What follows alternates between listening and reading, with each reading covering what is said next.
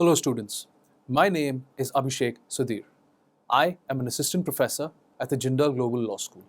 Welcome to EPG Pathshala. Today we'll be looking at Module 12, Right to Life under the Constitution of India, Part 2. Much of the development of the right to life under the Constitution of India is down to the creative brilliance of the Supreme Court of India. Through a series of activist decisions, the Supreme Court has expanded the right to life to include the right to die, albeit in a limited sphere. It's also expanded the scope to include the right to health and social security. Not only have they given the word life an expansive interpretation, an expansive meaning, they've also interpreted the words liberty in a very wide and expansive manner. This module will give you, the student, an overview of how and why the Supreme Court has given the right to life and personal liberty new meaning. The learning outcomes. The purpose of this module is to give you, the student, an overview of the constitutionally recognized components of an individual's right to life, and also to help you, the student, understand the manner in which the scope of the right to life has been expanded by judicial interpretation. Quickly, let's look at the text of Article 21. No person shall be deprived of his life or personal liberty except according to procedure established by law. Now let's come to how the Supreme Court has interpreted Article 21. Procedure established by law. This expression was borrowed from Article 31 of the Japanese Constitution, and this expression was interpreted in the very famous case of A.K. Gopalan versus State of Madras, way back in 1951. The petitioner, A.K. Gopalan, was a tall leader of the Communist Party. He was detained under the Preventive Detention Act of 1950, and he contended that the term law in Article 21 should be understood as signifying the universal principles of natural justice. Not only could somebody not be deprived of their right to life and personal liberty, but they could not be deprived of it unless the procedure was based on the principles of natural justice. This means principles of natural justice. It must be based on certain principles and certain rights that human beings have that are inalienable. A.K. Gopalan, therefore, argued that a law which did not incorporate the principles of natural justice could not be valid under Article 21. And he went on to state that the procedure established by law did not mean any procedure. It meant that that procedure must be just, fair, reasonable, must be due procedure, due process of law, essentially, was what he was trying to say. So what A.K. Gopalan is trying to say here is that just because a law is passed by Parliament doesn't mean it is procedure established by law. That law must meet the stringent test of being just, fair and reasonable, and should be in accordance with the principles of natural justice.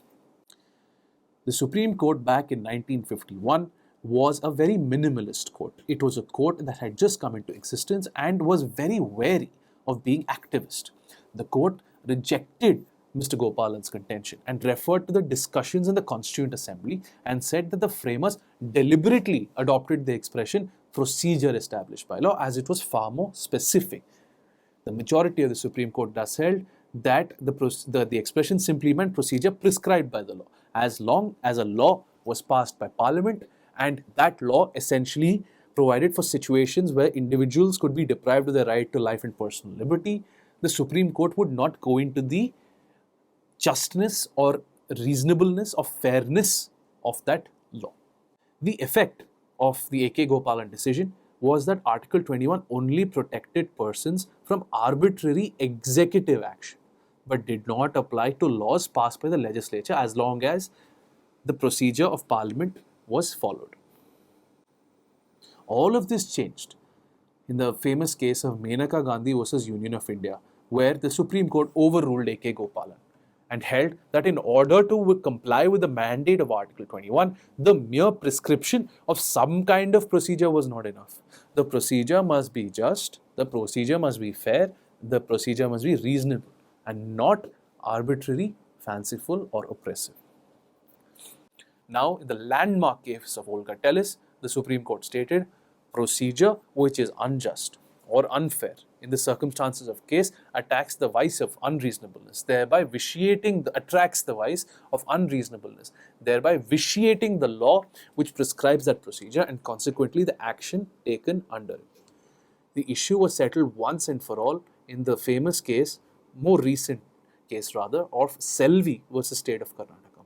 And the Supreme Court held that substantive due process, which essentially means a procedure that is just, fair and reasonable, was now a guarantee under the Constitution. Now let's come to the interpretation of the words personal liberty. The expression personal liberty used in Article 21 has also been given a liberal interpretation. It does not mean merely the liberty of the body, the Supreme Court has held. That is, not merely freedom from physical restraints or freedom from confinement within the bounds of a prison. In other words, it not only means freedom for arrest and detention, from false imprisonment or wrongful confinement, but it means much more than just physical liberty. The term personal liberty, as the Supreme Court has held, is not used in a narrow sense, but has been used in Article 21 as a compendious term to include within it all those variety of rights of a person which go to make up the personal liberty of a man. In the case of Kharak Singh versus State of Uttar Pradesh, the Supreme Court held as follows. I quote, personal liberty in Article 21 is a compendious term. As a compendious term is to include within itself all of the varieties of rights which go up to make the personal liberty of a man. They went on to state that the unauthorized intrusion into a person's home and the disturbance caused to him thereby violated his right to personal liberty enshrined in Article 21. It does not matter that you enter someone's home and don't arrest them. By just entering their home without being authorized by law to do so, you are violating that person's personal liberty, their right to privacy within their own home. It's also worth noting that in the case of Satwan Singh versus Assistant Passport Officer, New Delhi, the Supreme Court has included the right to travel abroad as being implicit in the expression personal liberty within the meaning of Article 21. So therefore, the personal liberty includes your liberty to leave the country and travel abroad. Now let's come to some of the components of the right to life under Article 21 of the Constitution of India. We've already examined some of these components in an earlier module. Here we will look at some specific components of the right to life that are at the very cutting edge of legal issues in the 21st century. Perhaps the issue that is really contentious in this day and age is the right to die. With advancements medically, the presence of ventilators, artificial life, and life-prolonging treatments, the right to die is now front and center of the national consciousness in India. Section 309 of the Indian Penal Code 1860 punishes a person for attempting to commit suicide. The constitutionality of Section 309 was considered for the very first time before the Bombay High Court in State of Maharashtra versus Maruti Shripati Dubal.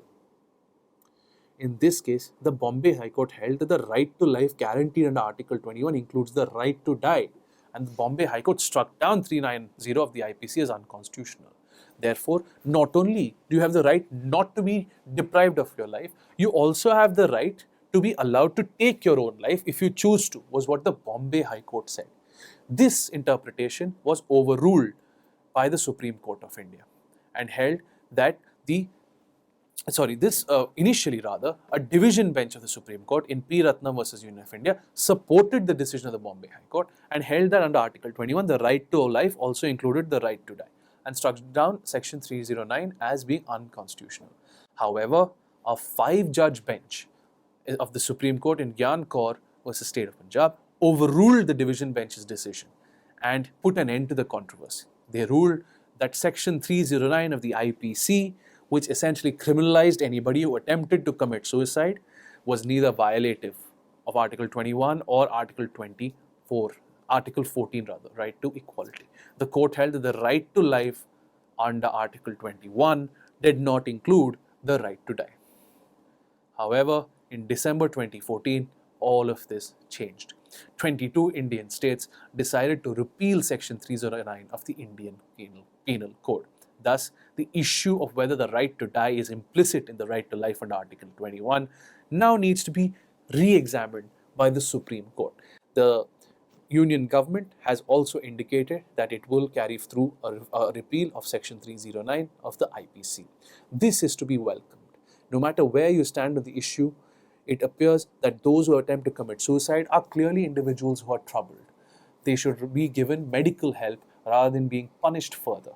That seems to be the rationale behind the decision of most of the state governments that have decided to repeal Section 309. Now let's come to the contentious issue of euthanasia. Passive euthanasia is legal in India. It is worth stating at the outset that there is absolutely no law governing euthanasia in India. On 7th March 2011, the Supreme Court of India legalized passive euthanasia by means of withdrawal of life support to patients in a permanent vegetative state. The decision was made as part of the verdict in a case involving Aruna Shanbag, who had been in a vegetative state for 37 years at King Edward Memorial Hospital. Unfortunately, or fortunately, depending on your point of view, in May 2015, Aruna Shanbag finally succumbed. In some 40 years ago, Aruna Shanbag was brutally raped by an attendant at the hospital that she worked at.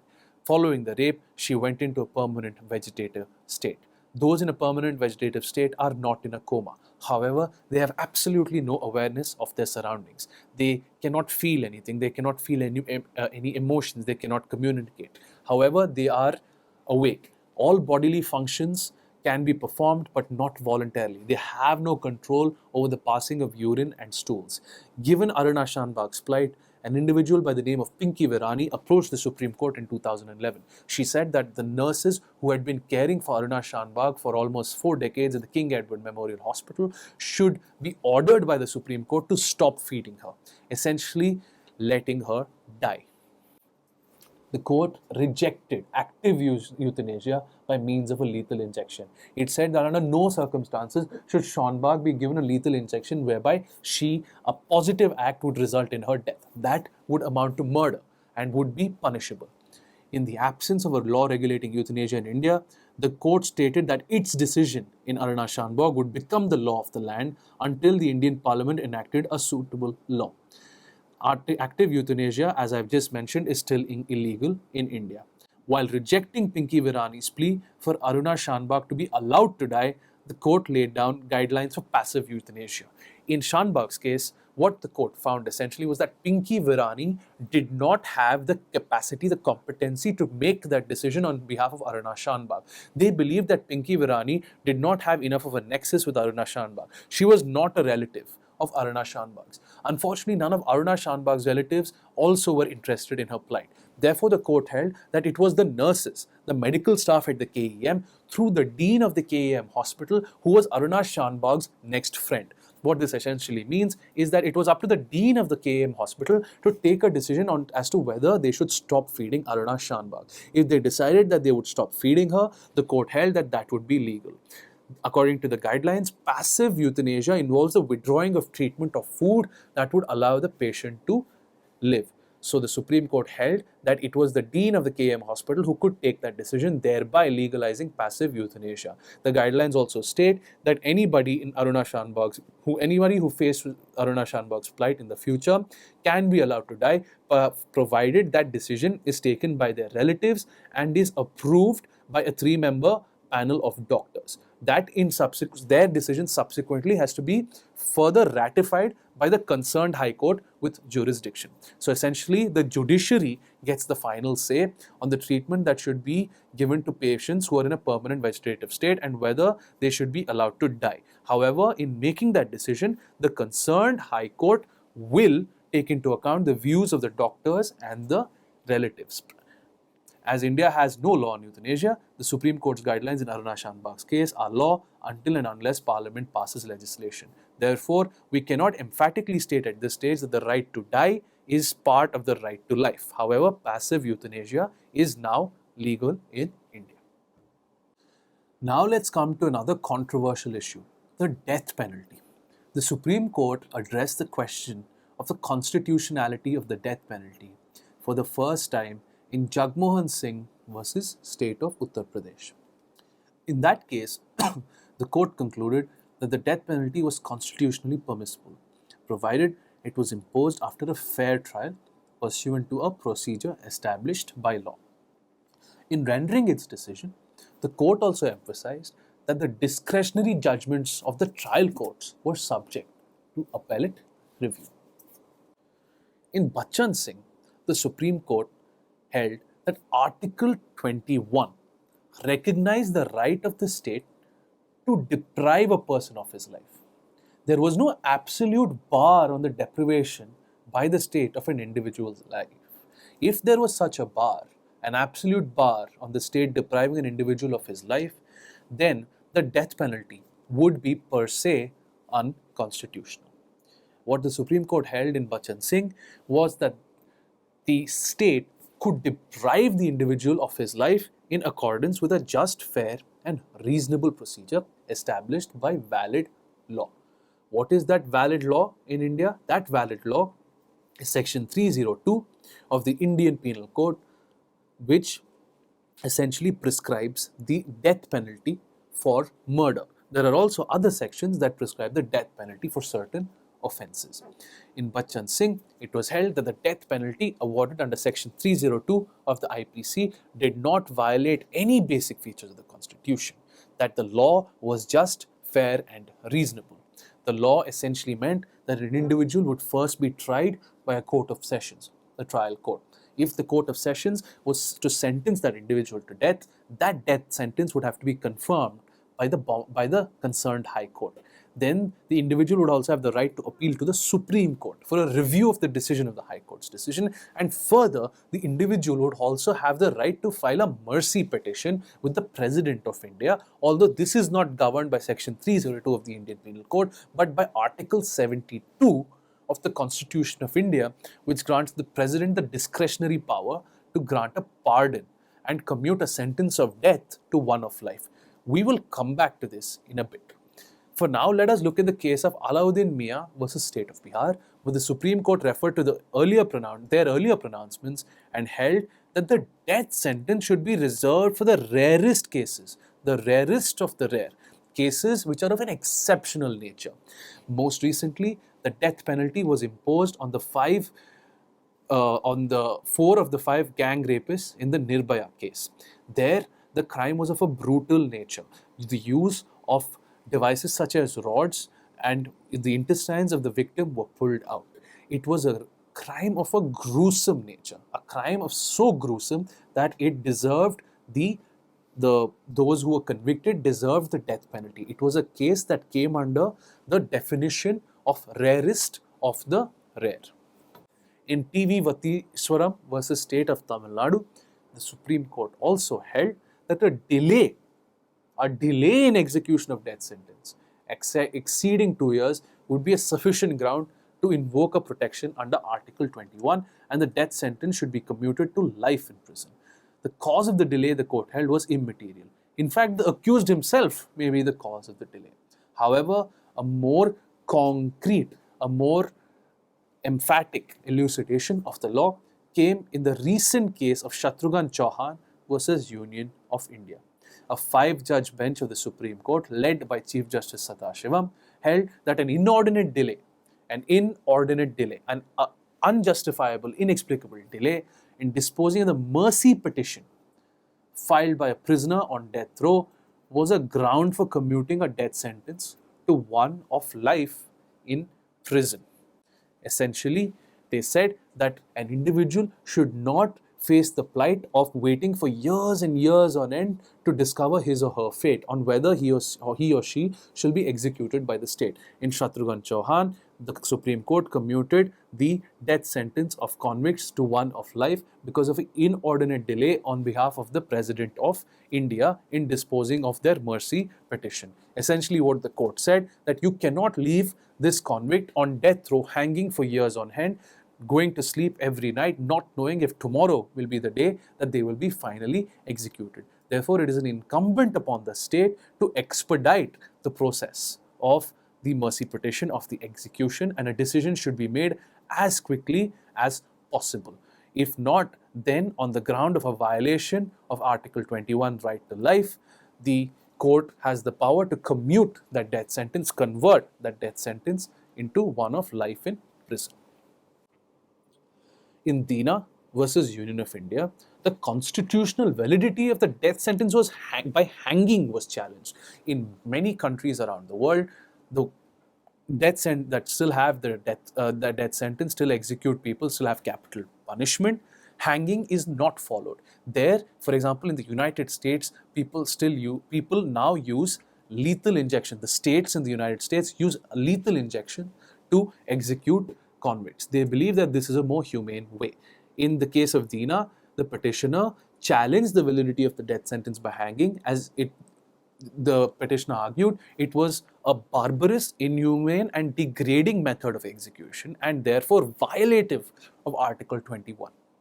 The Supreme Court, referring to the report of the UK Royal Commission 1949, the opinion of the Director General of Health Services of India, the 35th report of the Law Commission of India, and the opinion of the prison advisors and forensic medicine experts, the court held that death by hanging was the best and least painful method of carrying out the death penalty.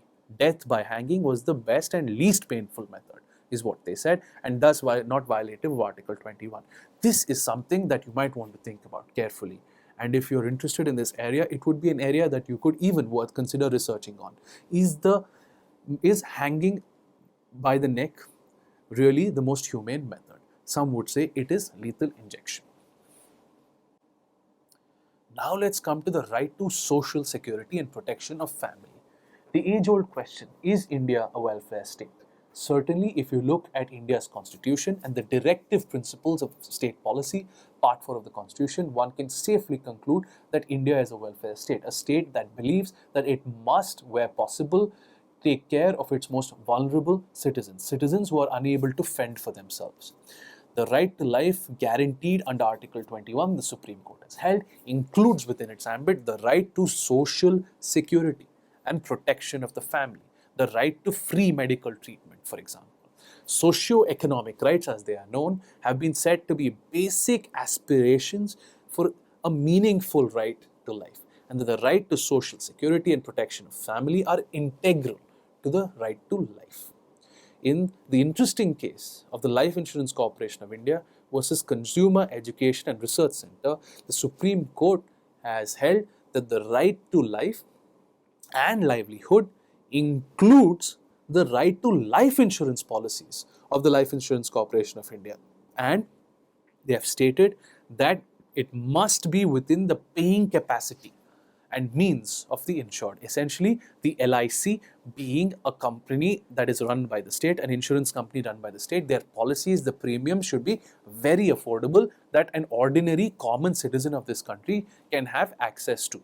Thus, the right to social security and protection of family is included in the right to life.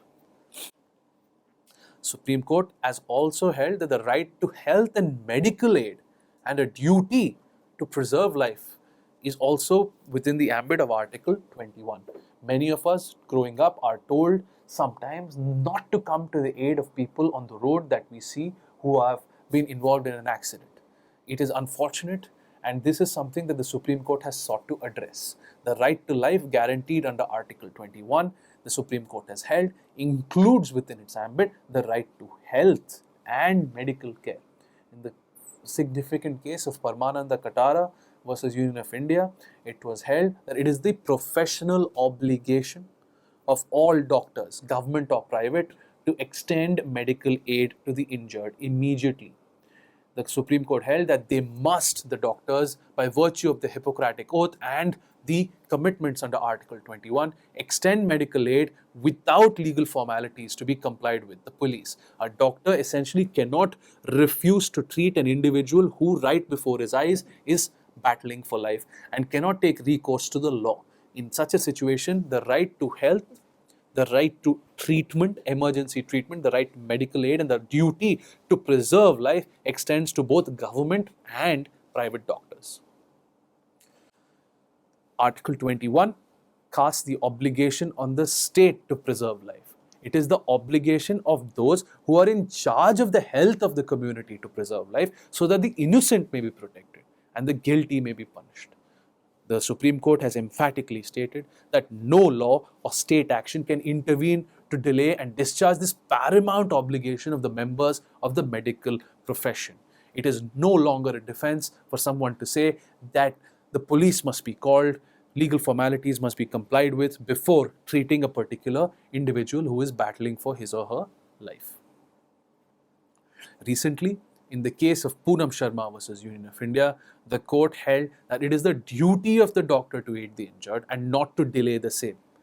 Any delay, any wait for the police before treatment is taken to be a violation of one's fundamental right to life, one's fundamental right to health and treatment and emergency medical aid under Article 21. Now let's come to the mechanisms evolved by the Supreme Court of India to punish the state for violations of the right to life. In the famous case of Rudolf Shah versus State of Bihar, the Supreme Court has held that the court, they have the power to award monetary compensation in appropriate cases where there has been a violation of the fundamental right under 21.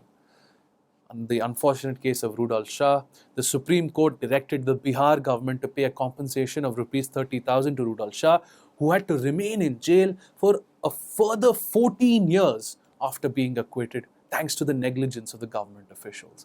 It is violations like this, gross violations, that have led the Supreme Court to order that monetary compensation must be paid. The right to life, as we can see, is sacrosanct, and especially when the state by its negligence violates that right, the Supreme Court has come down hard on them in the past and is likely to come down hard on the state in the future. So students, we come to the end of this module on the right to life under the Constitution of India. We have seen that the Supreme Court has played a very activist role in expanding the meaning of the word life and personal liberty under Article 21. Fascinating issues such as passive euthanasia and the legality of the death penalty have been deliberated and decided upon by the Supreme Court of India. The death penalty, some might say, is a barbarous way of ending a human being's life. Should the state have the sanction to end someone's life is an issue that is worth considering. In India, for many years, the state had not executed any individuals. But in the recent past, both Afzal Guru, the prime accused, the key accused convict in the parliament attack case, and Ajmal Amir Kasab, the gunman in the terrorist who attacked the Taj and Chhatrapati Shivaji Terminus and other targets in Bombay, were both executed. The question is, what purpose does the death penalty serve? Does the death penalty truly act as a deterrent? If it does, perhaps is it worth it? If it does, then perhaps there is a justification for keeping it on. These are issues that the Supreme Court has considered, but the Supreme Court has upheld the constitutionality of the death penalty. As far as euthanasia is concerned, the Supreme Court has very clearly said that the right to life does not include the right to die. However, in the landmark case of Aruna Shanbag, it would appear that the Supreme Court, albeit by implication, is saying that there is a right to die with dignity. And also the repeal of Section 309 of the Indian Penal Code is also further evidence of the fact that Indian society seems to be moving towards an interpretation of the right to life that is radical. The Supreme Court has legalized passive euthanasia by issuing guidelines. To ensure the enforcement of this right, we've seen that the court has also devised the remedy of granting affected persons compensation from the state exchequer. This shows the sacrosanct nature of the right to life. We have also seen that the Supreme Court has expanded the right to life to include the right to social security, the right to protection of family, and has even said the right to life includes access to life insurance policies of the Life Insurance Corporation of India. Irrespective of whether one agrees or not with the activist approach of the Supreme Court, one has to admire their judicial craftsmanship. The Supreme Court has essentially stepped in to the shoes that of the state. The state, unfortunately, in 2015, still has not kept a constitutional promise. The constitutional promise in the Directive Principles of State Policy was that all citizens would be given a right to livelihood, that all citizens of this country would have the right to lead a life with dignity. All citizens of this country would have the right to lead a right to have a quality of life, a good standard of life, a life that would be fulfilling in all its aspects. However, the state has failed. One could argue that the state has failed because simply there is no money. And it is all well and good for the Supreme Court to say that the right to life includes all of this, the right to life includes the right to having a good life. But where is the money? But at the same time, one has to state that the aspirational value, the aspirations laid out in the Supreme Court judgments must be welcomed. And the right to life, the right to aspire to a better life, is at the core of Article 21, according to the Supreme Court of India.